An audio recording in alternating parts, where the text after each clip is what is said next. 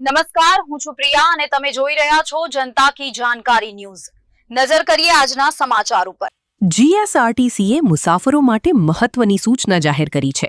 જો મુસાફરી દરમિયાન તમારો સામાન બસમાં રહી જાય તો ગભરાવાની જરૂર નથી।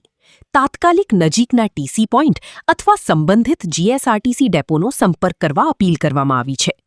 જીએસઆરટીસીના જણાવ્યા મુજબ મુસાફરોનો બસમાં રહી ગયેલો સામાન શોધી પરત અપાવવા માટે જરૂરી કાર્યવાહી કરવામાં આવે છે। તેથી મુસાફરોને અપીલ કરવામાં આવી છે કે આવી સ્થિતિમાં સમય ગુમાવ્યા વિના નજીકના ટીસી પોઈન્ટ અથવા સંબંધિત ડેપોનો સંપર્ક કરી જરૂરી વિગતો આપીને સહાય મેળવે। તમે ક્યારેક બસમાં જતા હો અને તમારો સામાન જો તમે બસમાં ભૂલી જાઓ કે આ તો કોઈ હોટલ બીજી આવે, તમે ત્યાં 5 મિનિટ ઊભા રહો અને કદાચ બસ ચાલી જાય અને તમારો સામાન એ કોઈ બી કિંમતી વસ્તુ તમારે બસમાં જે જગ્યાએ જવાનું હોય તે જગ્યાએ મતલબ કે બસ જતી રહે તો તમારે ટેન્શન કરવાની જરૂર નથી। તમારે જો આ ટિકિટ તમને જે કંડક્ટર આપે છે એ તમારે સાચવીને રાખવાની।